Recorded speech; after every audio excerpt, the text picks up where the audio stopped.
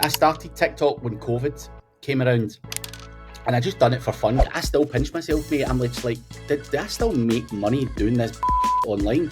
But I was still obsessed with the internet.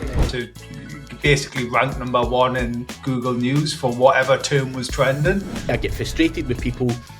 I am not trained in people management. I'm not a psychologist. I'm not HR. I'm not all of these things that you would have to be to run a successful agency. At least now I can show to my parents that I actually do something for a living because they have no idea what it is I do.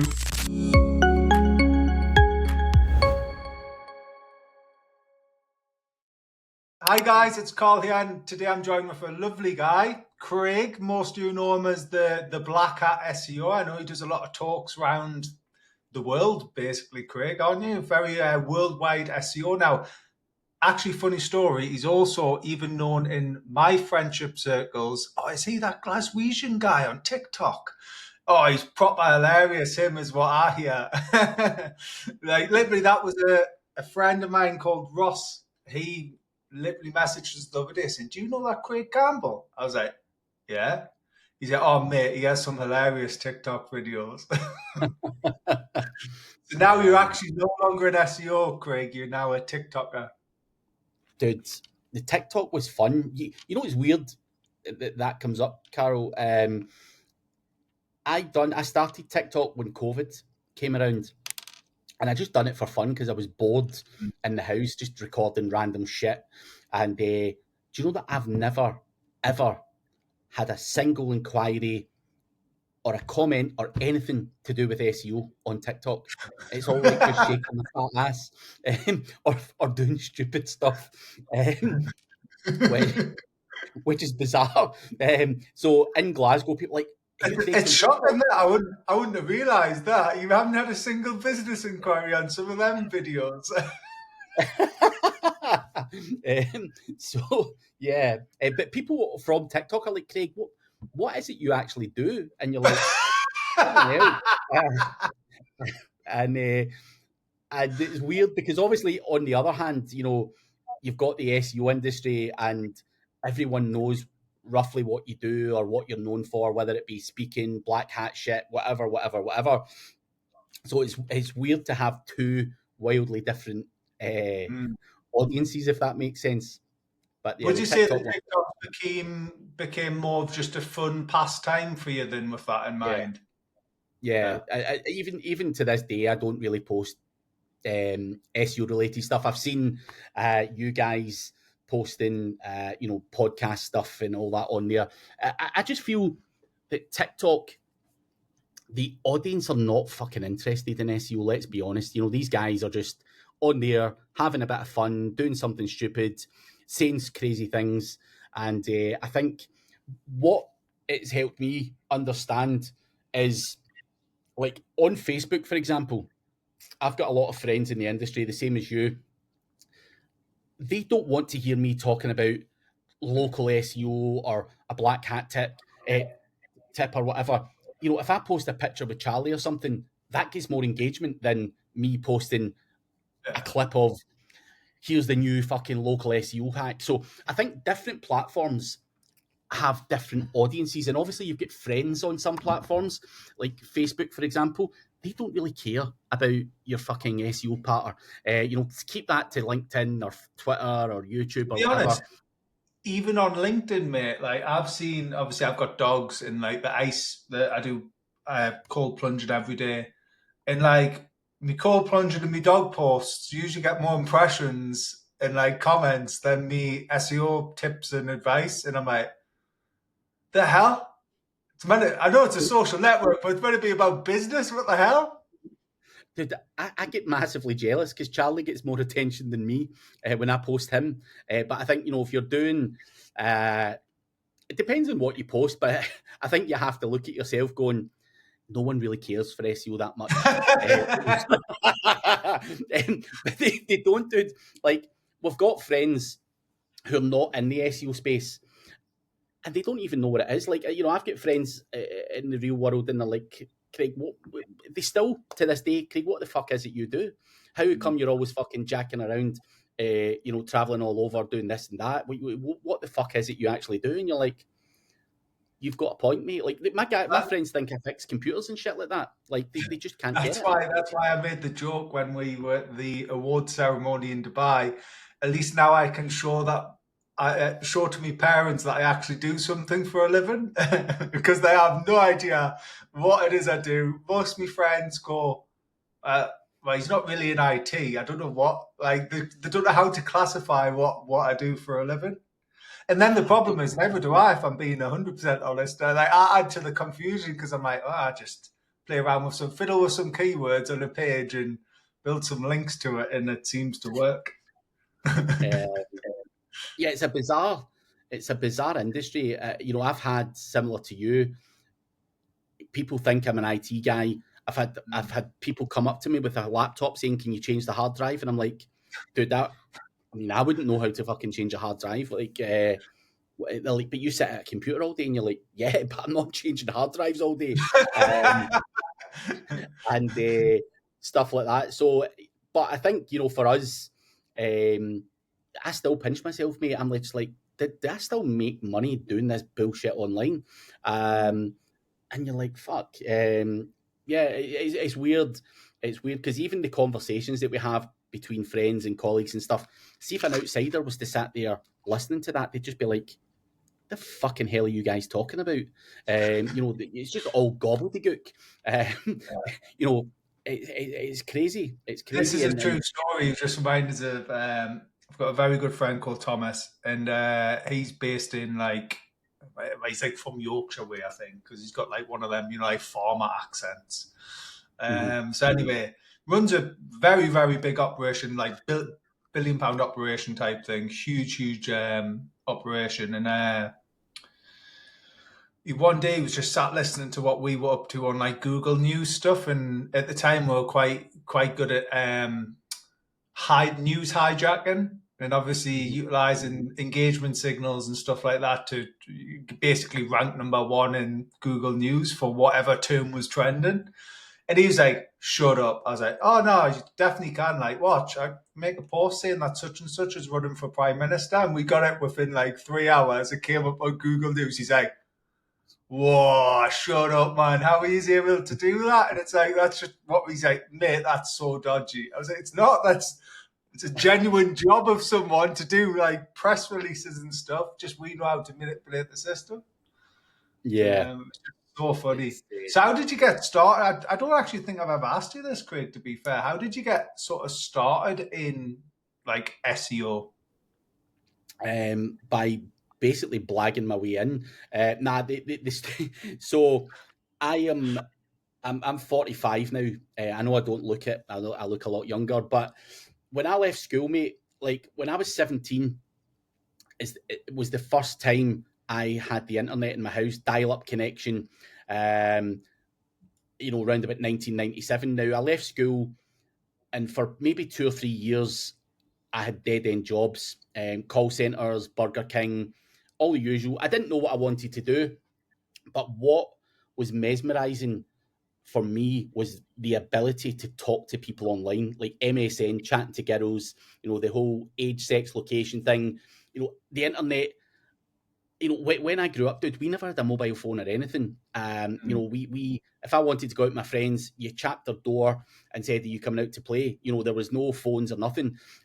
So to then, when you leave school, be faced with the internet and all the kind of endless opportunities that were there, it was just mind blowing. So I had a couple of years when I left school, dead end jobs, but I was still obsessed with the internet, and I just decided that I wanted to become a web designer. Don't ask me where that came from, dude. I was in PC world, and I bought this thing called Mr. Site, and it was like a CD, and it fucking basically gave you an old templated website, and I was just fucking around with it and all that. And I had it learned a bit of HTML, and I had like the marquee text going across the top of the homepage, and I thought I was like fucking King Kong of the internet. That one that was like the scrolling text. Yeah. And it was like red, dude, it was god awful. So I started to mess around with HTML and try to learn websites. But after about a year of that, it just wasn't. It just wasn't clicking. I used to also have a software called GIMP, which was the image manipulation tool. Yeah. Of all the names, it's called GIMP. So I'm using GIMP trying to design images and all this stuff, logos, dude. It was god awful. Like, I'm talking about a 5-year-old kid could design something better than this. It was really bad. So I was on forums and stuff, and I kept hearing people talking about this whole marketing a website and all that kind of stuff. And I just thought, you know what? I'm really shit at web design. I'm going to give this SEO stuff a bash. And you know, all of these years later, I'm still here pretending I know what I'm doing. You know, it was on forums and stuff, and you know, there wasn't YouTube, there wasn't social media. It was all forum based learning, and just played around, and before you knew it, you had guys who had wee websites who wanted a bit of SEO. And you know, back then it was just like getting directory links and all the garbage of the day and getting your DMOZ listing and stuff. It was actually really fucking easy, mate. It was jackassery at its finest. And you're like, fuck, you know, this guy ranks #1 for this. He's getting a lot of inquiries. He talks to his mate. And then before you know it, you've got all of these clients all wanting the same shit. So that's kind of how it started. And I've done that for 3 or 4 years in the house. Basically my apprenticeship. And then I was getting fed up sitting in the house doing this work, because you know, I had family and stuff who were like, Craig, you're a drug dealer. I know you're up to no good. Like, how are you making money? But I was struggling to get motivated. So I then decided to get an office. So I used to drop my wife off at work and then go to this shitty little office. It was a one-man office, just to try and do work in there, because I was watching Jeremy Kyle all day and trying to do a bit of work. And then from there, you know, I hired a web designer because I was really bad at it. I hired a sales guy, content writer. And before you knew it, I ran my own agency for 10 years. From all of that, you know, just goofing my way in, blagging my way in, if you like. And I ran that agency from probably 2005 to 2015. And a lot of people know me as the guy who says fuck clients, agencies are fucking dicks and all that stuff. I'm not meaning that as a personal thing to anyone's agency, but running an agency for me at that time, I didn't have any processes, mate. Like, my SOP was post-it notes all around my fucking desk, all around my thing. You know, I didn't trust anyone. I had an ego. All of the things that we probably all have suffered from along the way. So my agency, I struggled to get past a certain level of turnover, because I didn't delegate enough. I didn't have SOPs. I didn't have the right people. I was just hiring anyone and everyone. You know, I even, and some of my friends laugh at this, there's a local charity in Glasgow called Bernardo's, where they used to contact me saying, Craig, we want to send 2 people to you to work for 6 weeks. It's just to get them back into the working environment. That was my content strategy. Get some Bernardo's workers and get them just churning out content for all the plumbers and all that stuff. And some of my friends are like, Craig, you're fucking ruthless. You know, I wasn't earning big bucks and you know, technology wasn't what it was back then and all that kind of stuff. So I used to do a lot of that stuff. But in the end, after 10 years of running that agency, it basically fell on it collapsed because I was so burnt out, stressed out, and I was in the middle of it all. So what I'd essentially done was built myself into the business and wasn't working on the business. But from, you know, during all of that time, one of the biggest guys that I used to follow was Matthew Woodward. Mm-hmm. And he was always doing the affiliate side of things and living the dream, traveling the world, speaking at conferences, making money for doing fuck all, basically, you know, promoting this, promoting that. And I always looked at him and I thought, I want to be that guy. I want to do what he's doing. This agency crap is not for me. I get frustrated with people. I am not trained in people management. I'm not a psychologist. I'm not HR. I'm not all of these things that you would have to be to run a successful agency. So I pivoted in 2015 to doing a lot more affiliate stuff and get out of the agency life and get away from client work, because it just wasn't for me personally. The client work, if you don't mind, is it's reporting, right? That's the main issue. That seems to be the thing that all clients want. It's almost like they're not even asked if you do zero SEO. If you give them a glossy report, they're happy to pay for that. And it's like, well, I'd rather do SEO, and chances are I don't have the time to do a nice report. I can show you impressions increase, average position increase, click-through rate increase, all from Search Console. I don't need to put it into a glossy report. Look, here's live data. But for whatever reason, it seems to be like it's very much driven by, can you give me a keyword ranking report or some type of glossy report that shows you've done something this month? Yeah, Did you ever struggle with that bit, or? Yeah, I massively struggled with that. I found that very frustrating, because the way that I would talk to you, if you were sat with me in Dubai right now, we could have a conversation. We can show each other shit and, all of this kind of stuff, and it makes sense. But when you say that to a client, it doesn't mean anything to them. They need something tangible that they can see. And even if it's not what you're doing, that's what they want. So sometimes, I've done a lot of training and stuff since. And the reason that I feel I was good to do that is because I understood that what clients get in terms of reporting and what actually is done is sometimes two very different things.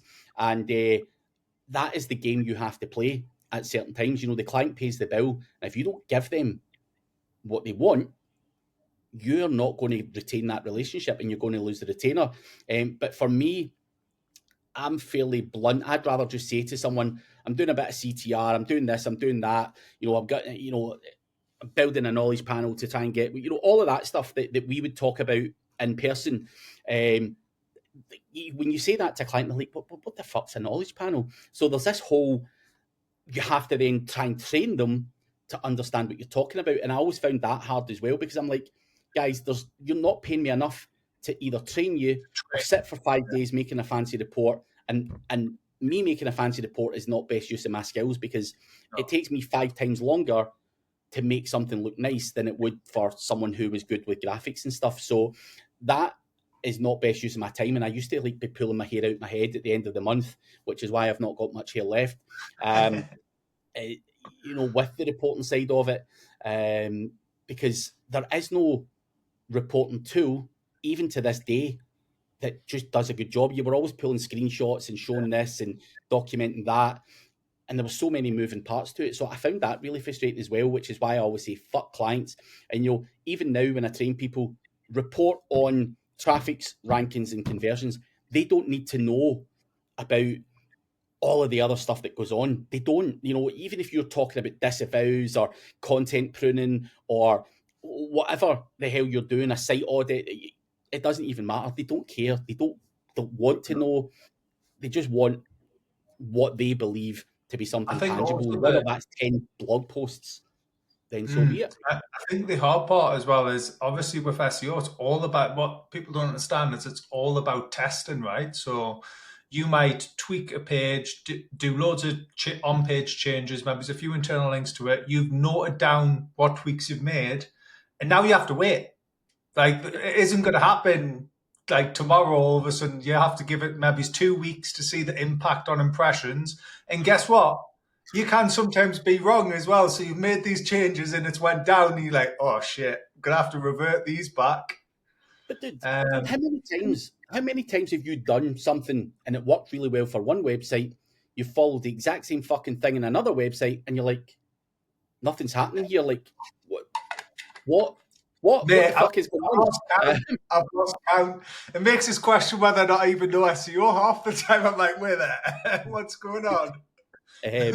So yeah, you get that as well, and what works well for, you might be working on a 20-year-old website, and certain things that you do just pop, and you do the same thing with a brand new website, and you're like, nah. And I think that's also, you've hit the nail on the head there, Craig. I think sometimes when you're working on those age sites, it makes SEO so much easier.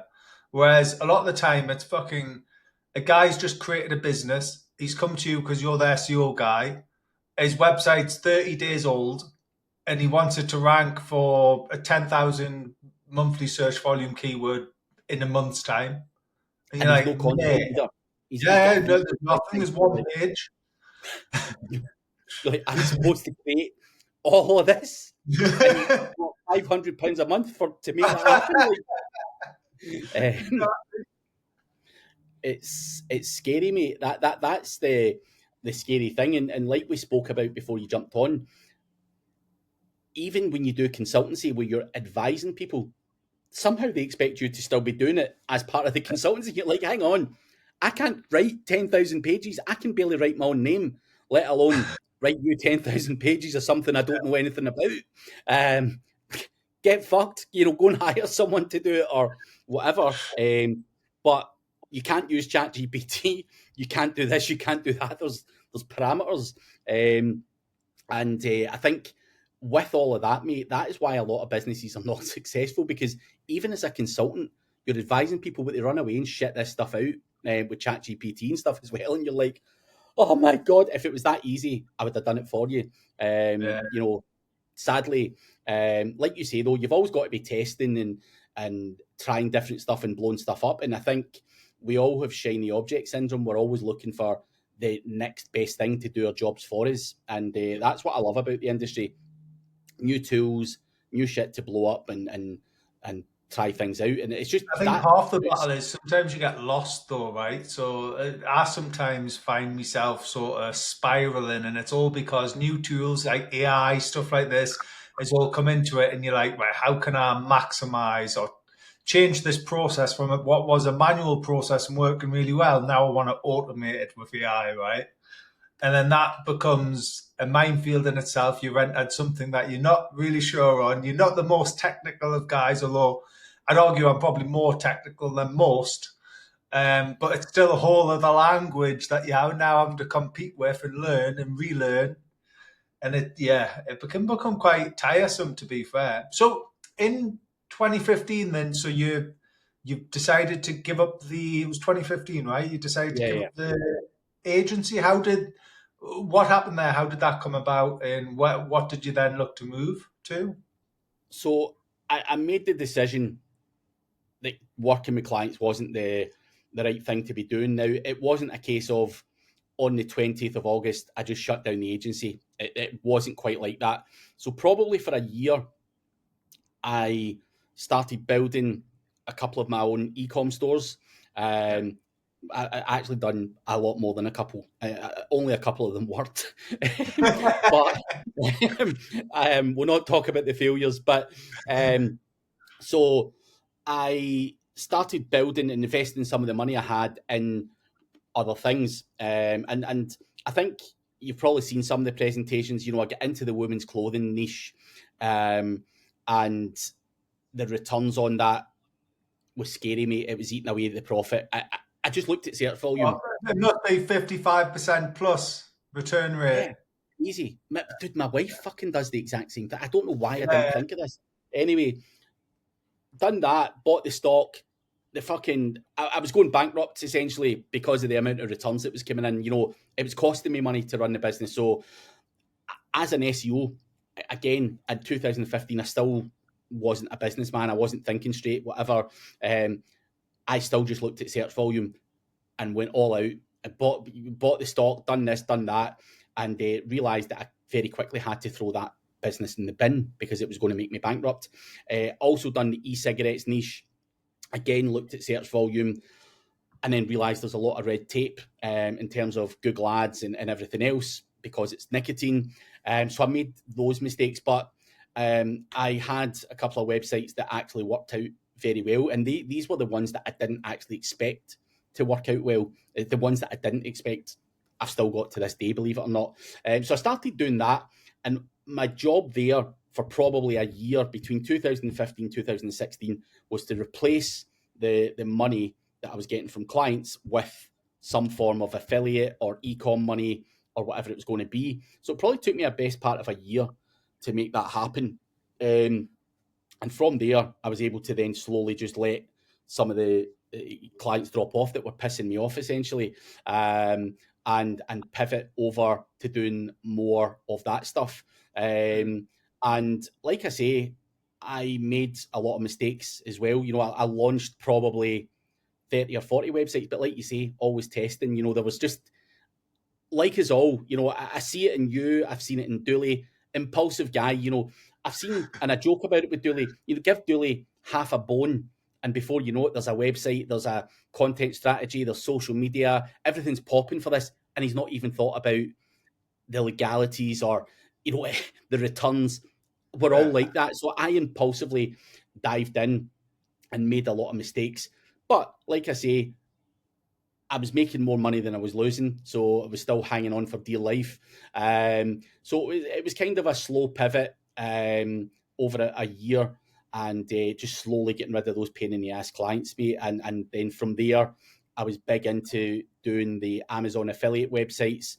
Just the content heavy websites. It was easy to get to 2, 3, 4, 5K a month quite easily, utilizing the content teams and all the processes that, even though I said a lot of the processes were dog shit, but the processes and people that I had behind the agency weren't actually working for clients anymore. They were actually making my websites make money. And I think probably from 2016 up till about 2020, end of 2020, I was very, very big into Amazon affiliate websites. I had websites in so many different niches. I used to scale them, flip them, buy them, sell them, whatever. I was big into that up until 2020. And the reason I get out of it round about then is because at the end of 2020, Amazon cut their commission again.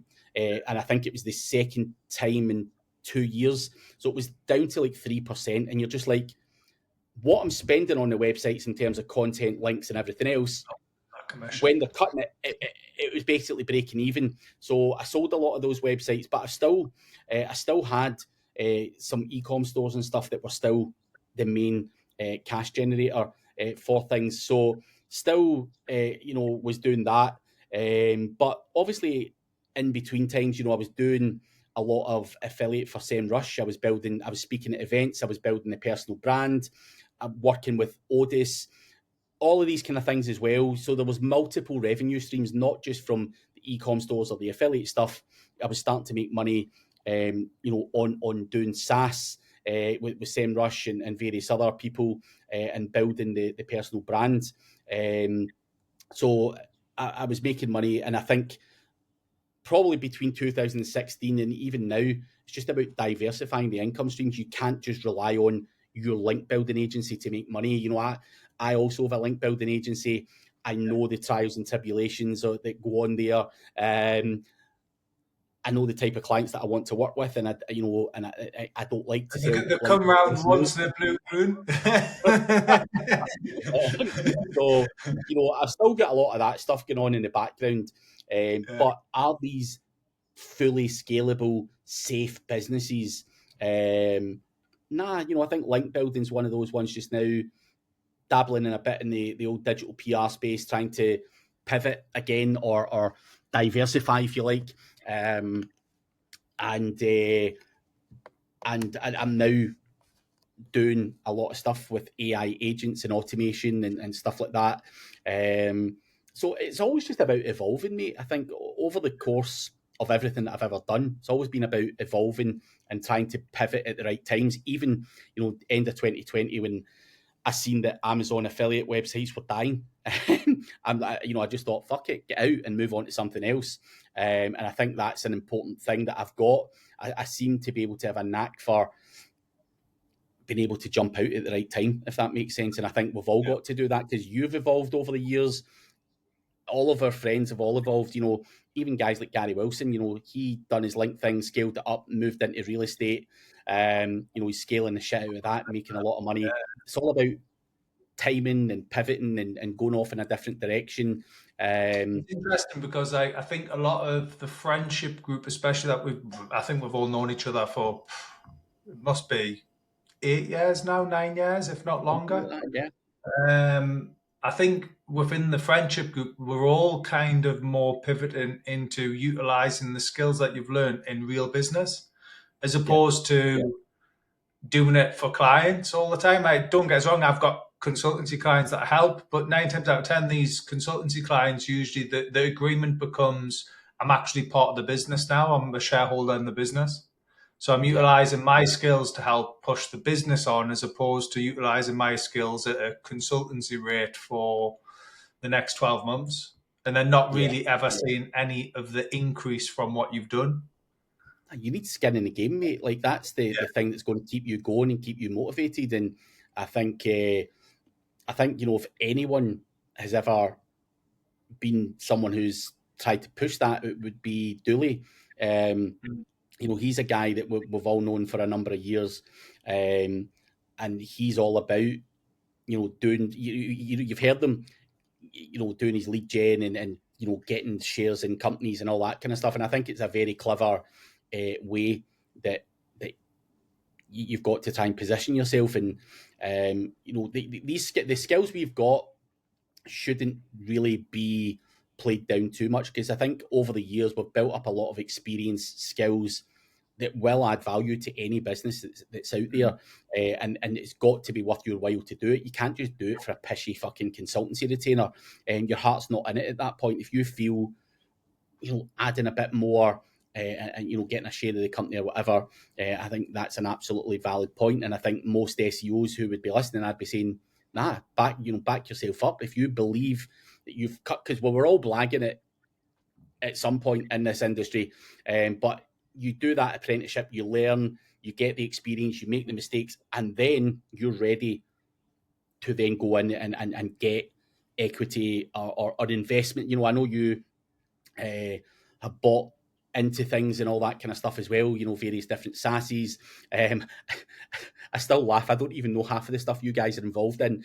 I was joking about it last week when we were in Dubai, where, Dooley, again, he puts a testimonial on one of his brands, and someone says, Craig, what do you make of this? And I'm like, it sounds like a fucking scam to me. And they're like, oh, really? Because your face is on the website. And I'm like, what? And I looked at it and I'm like, who the fuck is this? And it transpires it was one of Dooley's websites. At least give me a fucking heads up, mate, because I'm going about telling people that sounds like a scam and my face is all over it. Like, give me a fucking heads up. But I think, getting involved in different things is certainly the right way to go about doing things. And I've got countless stories, mate. Like, there was a time, probably a few years back, and a guy phoned me and he's like, Craig, do you want to test out this Google auto-suggest thing? And I'm like, sure. And he says, right, give me a search term and I'm going to make it pop in auto-suggest. And I'm sitting in my car and I'm like, Craig Campbell is better than James Dooley, or words to that effect. Never thought any more of it. So the guy's gotten away and apparently he's going to make this happen and he's going to come back and prove it to me. 3 weeks later, my phone goes, and Dooley, you dodgy bastard. And I'm like, what? You fucking know what? And I'm like, what the fuck are you talking about? When you fucking know, you're at it, you've been caught. And I'm like, Dooley, I have no idea what you're talking about, mate. He's like, well, I've been on the phone. This guy's phoned me, auto-suggest guy, and he's asked me if I want to test something out. So he says, I've told him, make James Dooley better than Craig Campbell, or words to that effect. And the guy went, oh, I can't do that because I'm already doing that for Craig against your name. And so Dooley ended up buying, or I think he either invested in that software or threatened to buy it or whatever the fuck he'd done.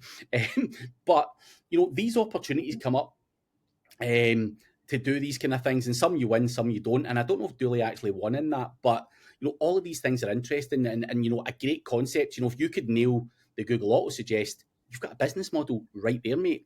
Right there. And again, I laugh and I joke when I say, Karl, what are you today? You've got fucking Digital Doctor, Searcheroo, fucking this. There's multiple businesses, but that's the amazing thing about the SEO space. You can make micro businesses offering solutions or services to people, and I think that's the amazing thing that we all have and should invest in. And like I say, you guys have invested in various different things over the years.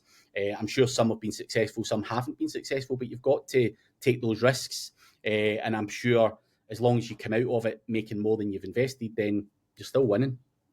Would you say that that's probably one of the key fundamentals for like becoming a successful entrepreneur then, almost that like grit and tenacity when it comes to continuing, dust yourself off, get back on your feet, try something new. No, that didn't work. Pivot, try Yeah. again, try something new.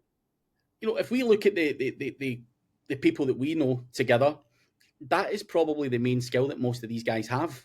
I wouldn't say that anyone out, you sit there going, fuck, that guy's outrageously technical or anything like that. They're just all entrepreneurial type guys who don't mind taking a chance, and they make money, they might lose some, and it's how you bounce back from that or whatever. I think, if anyone was to sit to me and say, Craig, out of all of these guys that you've met, what is that one thing that they've all got? I would probably say it's that, mate. They're not scared to give things a go, and some win, some don't. And again, I would say that to myself. Like I said there, about a whole bunch of e-com stores, 2 of them have been successful. I've had more dissolved companies than some people have had hot dinners. And it is We what were it is. asking about our domain portfolio of domains that you just renew every year. And I think, I'm over a few thousand mark, and I'm sure you've got quite a few as well. And then each year comes around, you're like, you know what, that's a brilliant idea. I'll start that this year. And then again, the following year, you're renewing it again, thinking, I need to start this domain. 10 years on, you've renewed it for 10 years and you haven't even started the site. 95%, dude, of the domains I've ever bought have never had a fucking website on them. Never. Never. I'm not even joking. That's what Dooley's pet hate is with me. Like I do like getting a little domain name, like a cheeky domain name. Mate, sometimes I've negotiated and paid like $1,000 or something for a domain. Like I've full on negotiated with the domain sharks, paid a couple of grand or whatever, and then I've not actually done anything with it. It's just sat there. It's scary, mate. It's really, really scary that we do that. That it's a lot of lost money and opportunity. If you were to sit and calculate that up, the 10 years worth of renewals and thousands of don't do that. You don't do that bit. You would cry yourself to sleep. You would literally cry yourself to sleep. But that's the industry we work in, and only we understand that. The amount of conversations we've had with people like sitting drunk one night just buying up random domains because they got a WhatsApp message from someone that said some weird niche, and before you know it, you've bought up every fucking domain under the sun in that niche for every country that you fancy targeting. It's funny. It's funny. Yeah. One of the weird niches for that as well, that I also did, was the anal bleaching one. Went straight into that niche, and then it's a dirty niche, forgive the pun. But no, it was quite a good one. It was profitable, but it's just a weird ass niche. Weird. Dude, Obviously, you don't. Half the SEO industry have been in that niche. Do you know that? I'm not joking. Yeah, I know. There's quite a few people being in the niche. Yeah. I don't know if that says a lot about the industry. But yeah, I know a few guys that have been in that. And I was in it myself as well, believe it or not. Again, it was probably... Yeah, I think it was Matt. I'm not going to say names, actually. I was going to say someone's name called Matt Diggity.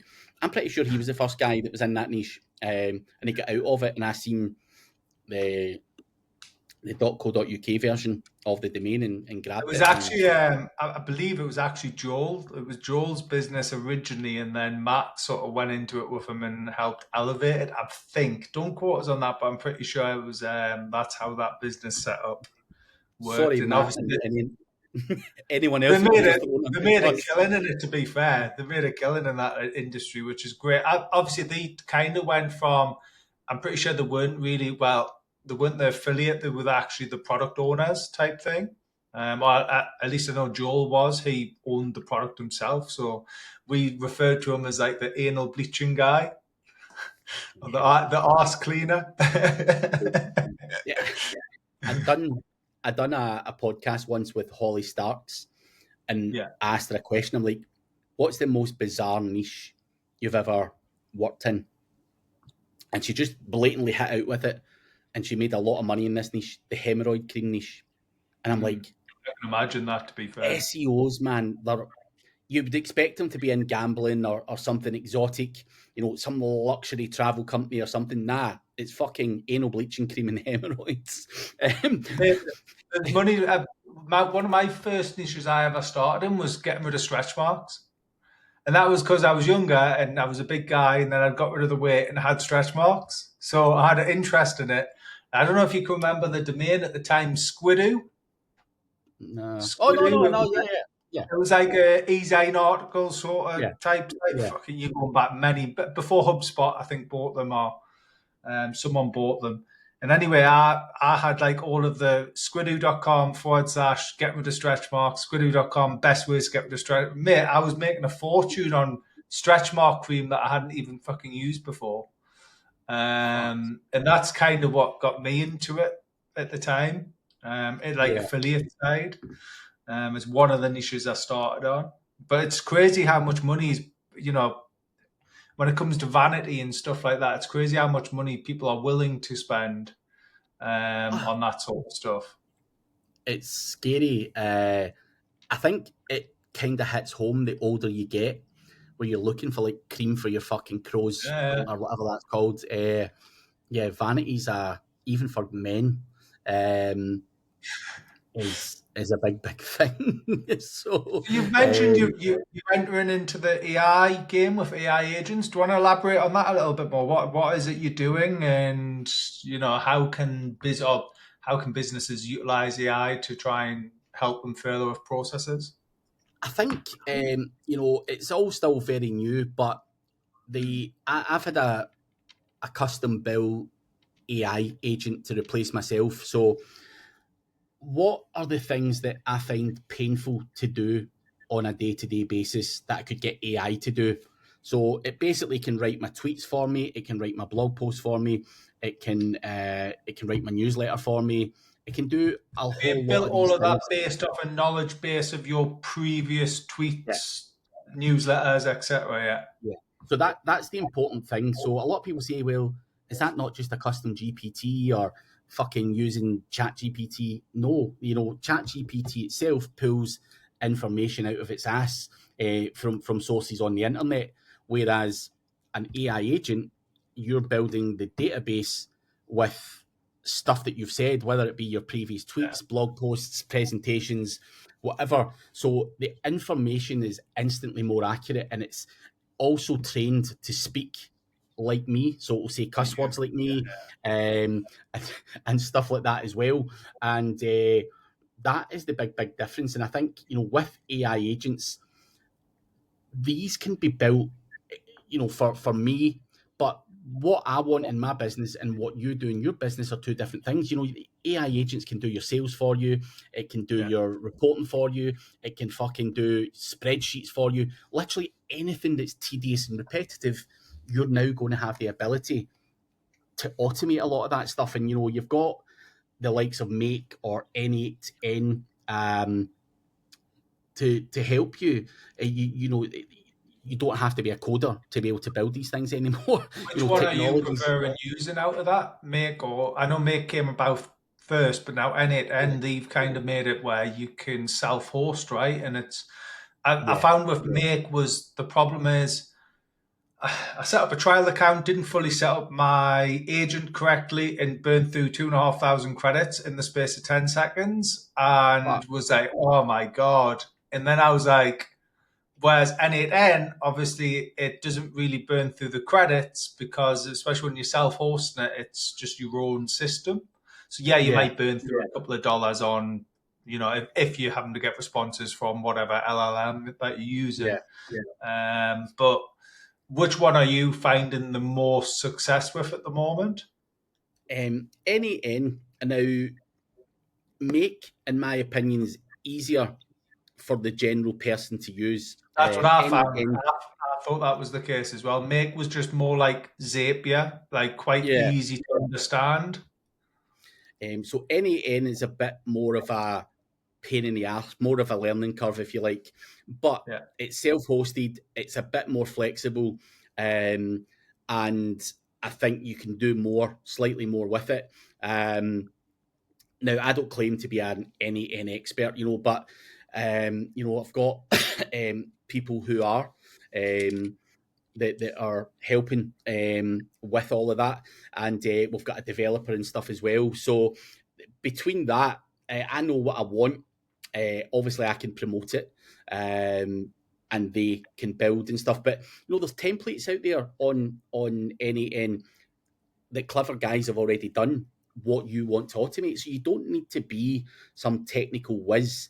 There's tons of free shit out there, or you can just go. There's lots of different places where you can go and buy custom built templates and stuff like that. There's guys selling them all over the place to do this, that, and the next thing. So, I think it's all new, shiny, and very interesting. And for me, the commercial angle is any business out there.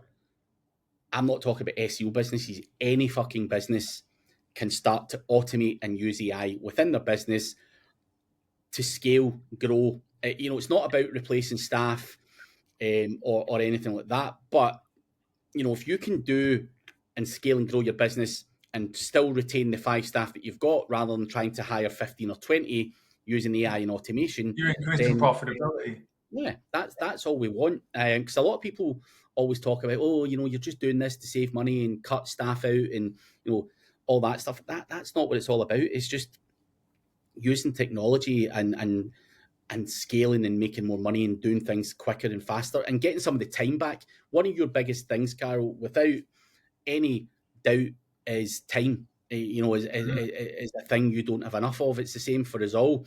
And I think for me, the biggest thing for me is just freeing up some more of my time to be able to continue to learn, continue to develop, go on more holidays, spend more time with my family. I don't want to keep slogging my guts out, doing 16 to 18 hour days, trying to learn all of the time. So, So are you almost, Craig, are you encouraging your staff to try and utilize AI as much as possible?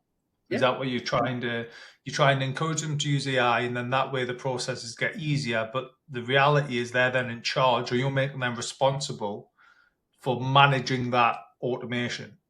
Yeah. I've always said that to my staff. It's not about sitting there watching over their shoulder and saying, you better work 8 or 9 hours a day. I don't give a fuck. Yeah. If you do what I expect to be done and it takes you 30 minutes and you've used AI, you can sit for the rest of the day scratching your ass for all I care, as long as I'm making money. So I've always kind of been like that anyway, mate.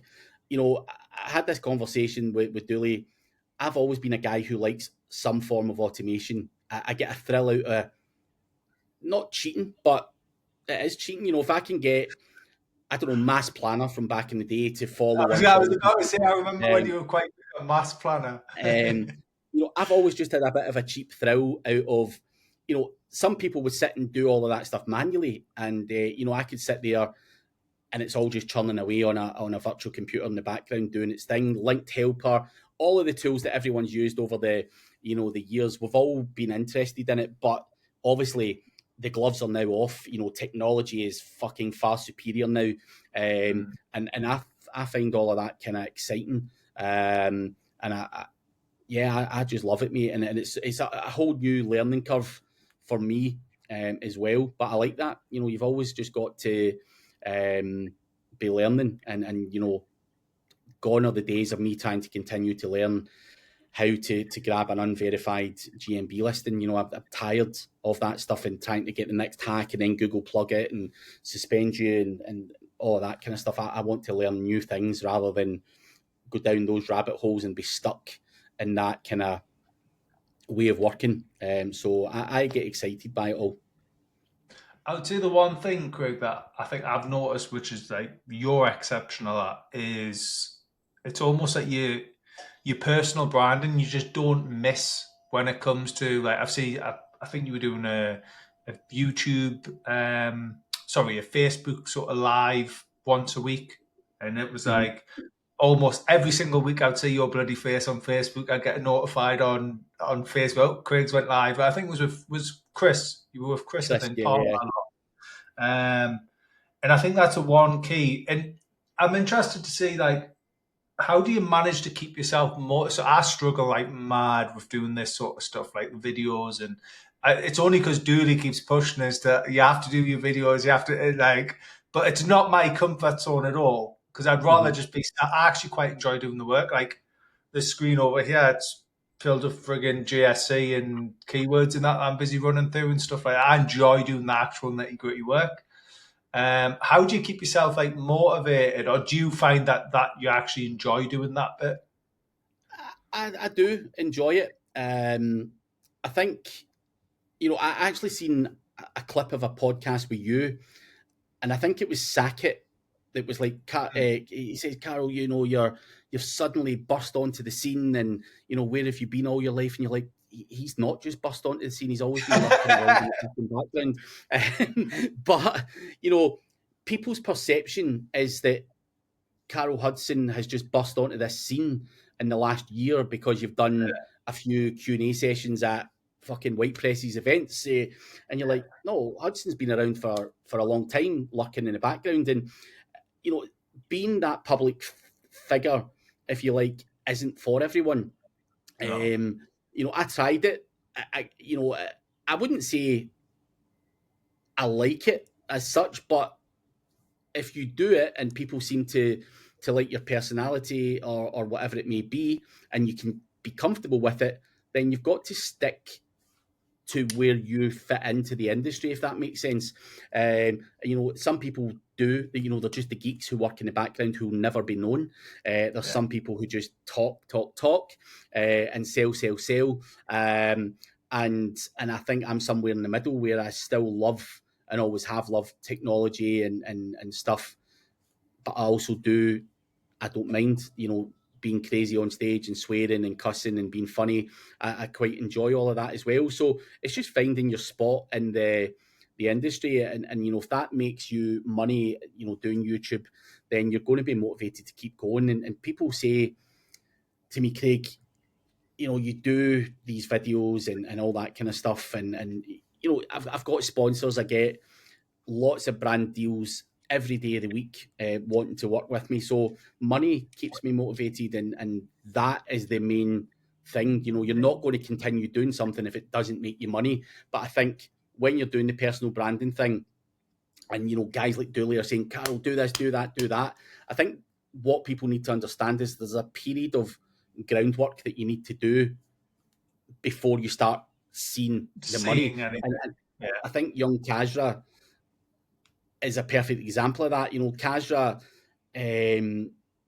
for the past few years, has been working in his personal brand, and he's probably spent God knows how much money going to conferences, mingling, networking, all of that stuff. And I know some of that was done through Searcheroo, if not all of it. So when I say he spent it, Searcheroo have spent money investing in that. Now, that was at a cost to someone, regardless.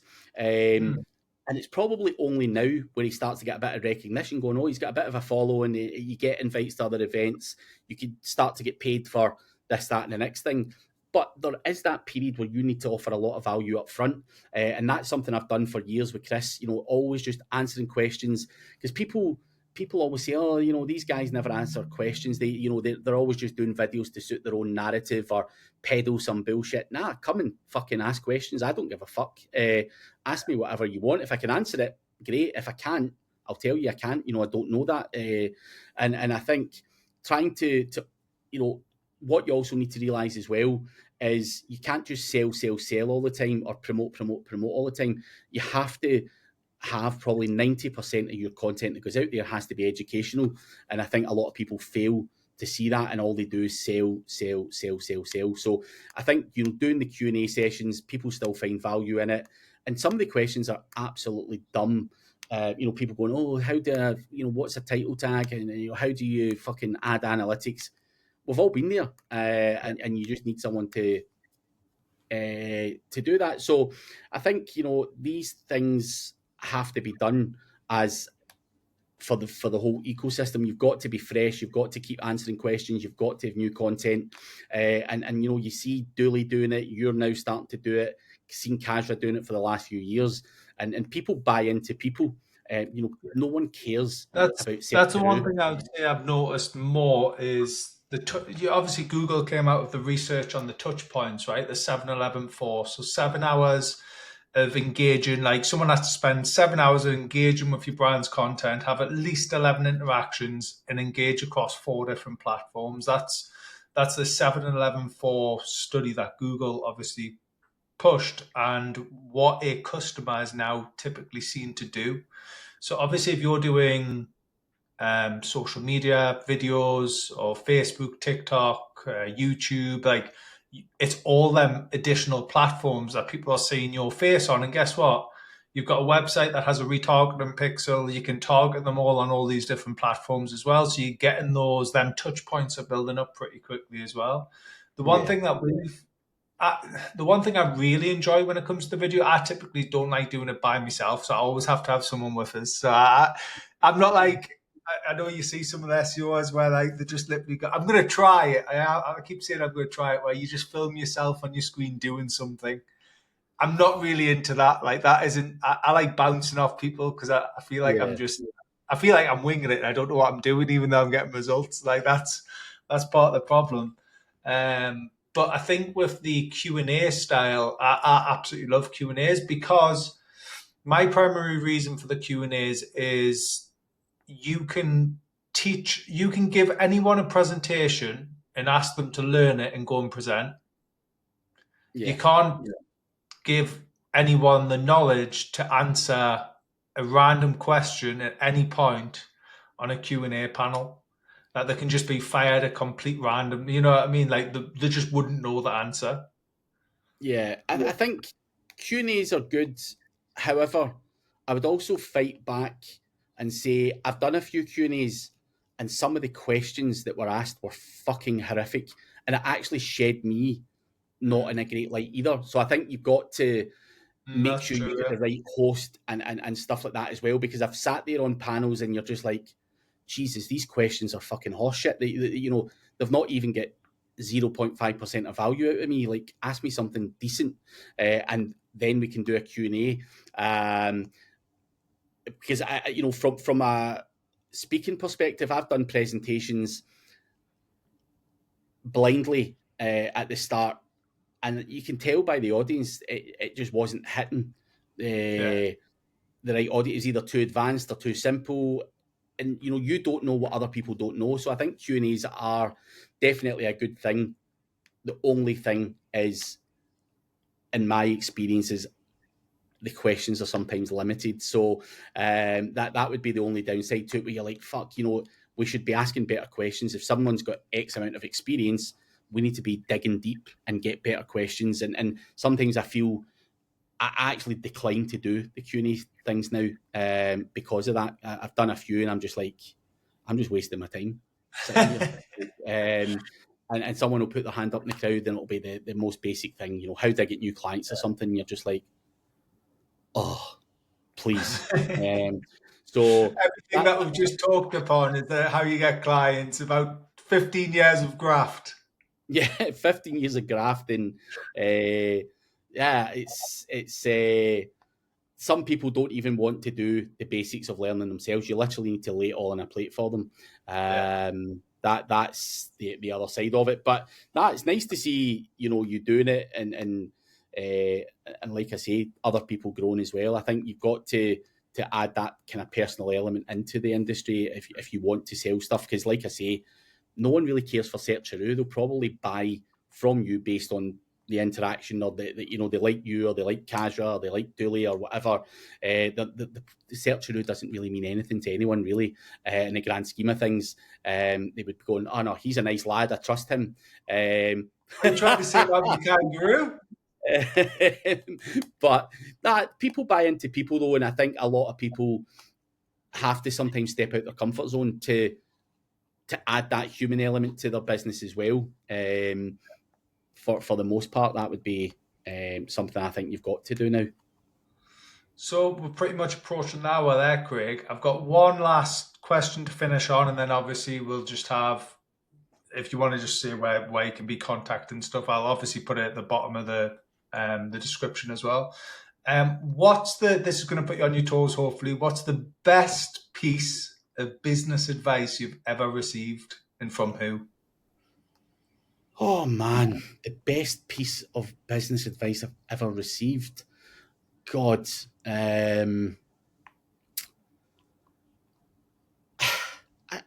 we'll put that little shot of, it is 3 minutes later. yeah, and I still won't know.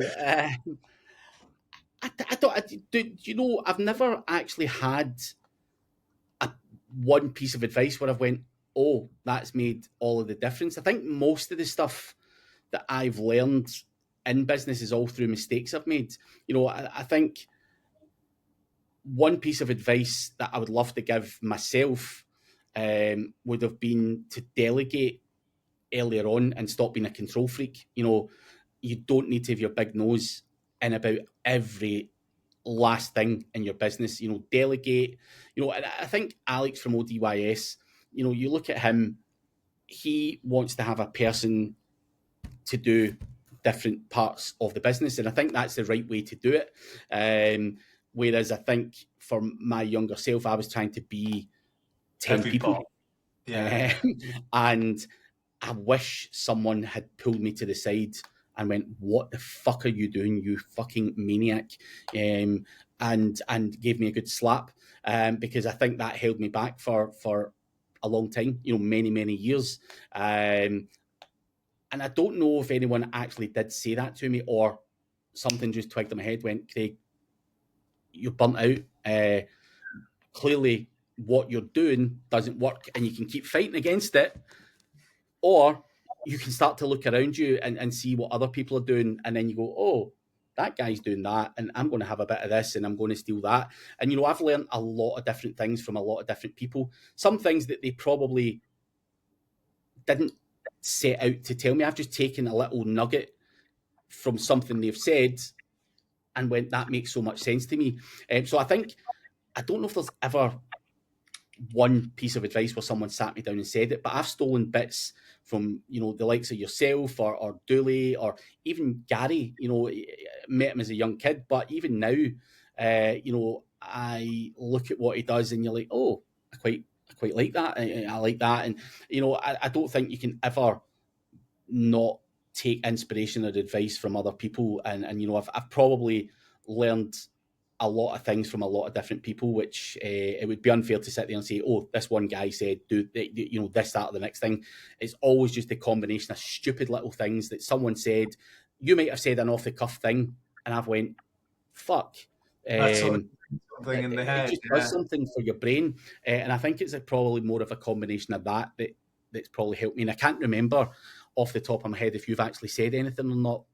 I'm only kidding. But nah, I think I think I've taken a lot of things from many, many different people. Some people will probably never even know that they said something that actually had a meaningful impact on something that I've done. So it's a combination of lots of different things, but delegation and stuff like that, SOPs, these are all things that I was really poor at, and I've seen so many other people do better at it than me, and I've tried to implement that in my businesses going forward. So I've stolen a lot from a lot of people, mate. Basically, usually he's got a balaclava on and he's actually just stealing things. That's Craig all over that. And then to this day, I've never seen Craig buy a round of drinks. That's the God honest truth. Actually, sorry, one. No, dude, it wasn't one drink. I got left with a full daily tab. It was 100. When you come up to Loch Lomond, dude, when you come up to Loch Lomond, I bought dinner, lunch, beers, the full works. You's all fucking dogs. £130. He was sweating. You should have seen it. He was shit. His hand was like this, shaking. And like you opened it up and it was £130, and he was like, "Oh, actually, it's not that bad." Nah. That was actually the one time, I will admit, it is the one time I've seen Craig pay for a bill in the 12 years that I've known him. So this has been a really insightful podcast there, Craig. How can people get in touch with you? Your best bet is either just to go to craigcampbellseo.com or get me in social media, Facebook, Instagram, YouTube, whatever. I'm on all of them. Just search for Craig Campbell SEO and reach out and see what we Obviously, can do. make sure you do that search in Google as well, just because that branded search really helps as well. Yeah. And thank you to Dooley for the auto suggest when it says, is Craig Campbell SEO gay? Don't think I'm not. But yeah, you need to help me counter that. Get back to my normal branding self. Excellent. Cheers.